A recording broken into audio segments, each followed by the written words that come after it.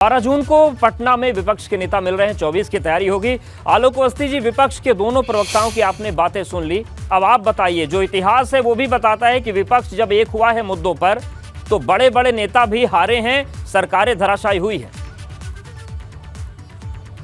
मैं दोनों प्रवक्ताओं को नहीं सुन पाया हूं। ऑडियो की कनेक्टिविटी आपके यहाँ से बहुत खराब है। आज आपकी आवाज भी बहुत धीमी आ रही है। तो ठीक, मैं आपको बता देता हूं, मुद्दा जो वर्तमान अभी चल रहे हैं उनका जिक्र हुआ है, अटल जी के सरकार का हुआ है, अटल जी के जो 2 दर्जन ज्यादा सहयोगी था उनका हुआ है, इंदिरा जी तक भी हुआ है कि इंदिरा जी को कैसे विपक्ष ने हराया था। ये पूरा बोलो आप।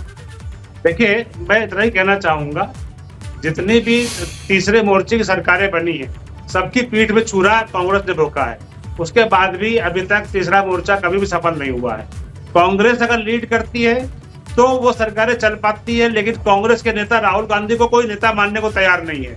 क्या समाजवादी पार्टी के प्रवक्ता यहाँ पे हैं, विद्वान प्रवक्ता, क्या वो राहुल गांधी जी को आधी सीटें देंगे लड़ने के लिए उत्तर प्रदेश के अंदर? क्या राहुल गांधी जी को क्या मध्य से गुजरात से लड़ने देंगे? जनता पार्टी ने खरीदा मुझे लगता है कि आपने अभी जो है करने वाला है, और अभी ये नेता तक नहीं चुन पाए हैं किन नीतियों को लेकर के प्रधानमंत्री मोदी से लड़ेंगे। वो नीतियां भी स्पष्ट नहीं है। केवल मोदी विरोध के नाम पर ये चुनाव में जाना चाहते हैं, यह बिल्कुल उचित नहीं है। देश के साथ विश्वासघात होगा। जवाब दीजिए। वो कह रहे हैं कि आप लोग केवल विरोध की नीति पर, इस समय विश्व के हर बच्चे के ऊपर भारतीय जनता पार्टी सरकार के नेता जवाब ले लेते हैं। जनता पार्टी में और देश में भारतीय जनता पार्टी के प्रवक्ता, प्रपंची प्रवक्ता ने एक शब्द आज कम से कम अच्छा सवाल पूछा कि नीतियां क्या होगी। नीतियां, विपक्ष की नीतियां जातिगत जनगणना होगी। विपक्ष की नीतियां ये होगी कि एक ही जात के कुलपति सारे विश्वविद्यालय में न पोस्ट करेंगे। विपक्ष की नीतियां ये होगी कि सिर्फ मुख्यमंत्री के स्वजाति लोगों का गुंडागर्दी उत्तर प्रदेश में न चले। नीतियां होगी जातिगत जनगणना, नीतियां होगा रोजगार, नीतियां होगा माताओं बहनों को मिलता हुआ संबल, महंगाई, यही सब उत्तर प्रदेश समेत पूरे देश के जनमानस की नीति होगी। अरे इनसे कहिए चुप हो जाए कि ये क्या झूठ पढ़ते रहते हो, चुप हो जाओ। दूसरे की भी बात सुनो, सब झूठ है, झूठ है, झूठ है, झूठ है। तुम्हें जगह नहीं मिलेगी। टीवी छोड़ के अगर गाँव में जाओगे, टीवी छोड़ के अगर गाँव में जाओगे तो जिस तरह से मीनाक्षी को लोगों ने दौड़ा लिया उस तरह आप भी दौड़ोगे। वही अब सुनने वाला नहीं है। भारतीय जनता पार्टी के बड़बड़ता से पूरे ठीक है, यानी कि विपक्ष की नीतियां मनोज जी आपने बता दी। आखिरी रिएक्शन असित जी आपका लेना चाहते हैं। जब विपक्षी एकता की बात हुई थी तो राहुल जी ने कहा था कि राष्ट्रीय दल कांग्रेस है, क्योंकि क्षेत्रीय दल जो हैं उनके क्षेत्रीय हित है, तो ऐसे में कांग्रेस नेतृत्व कर सकती है। तो ये वाली जो सोच है, बैरियर तो नहीं बनेगी विपक्ष की एकता में?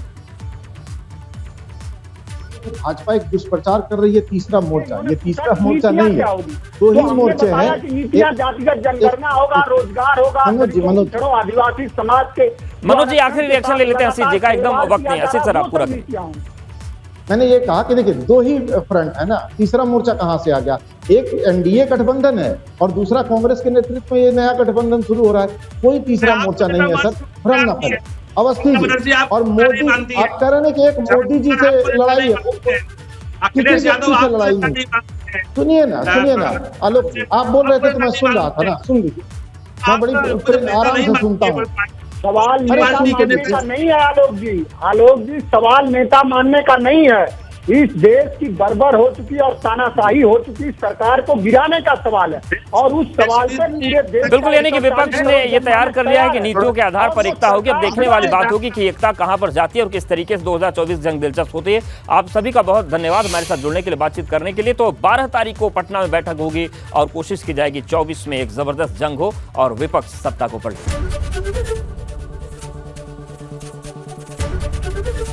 एबीपी गंगा, खबर आपकी, जुबान आपकी।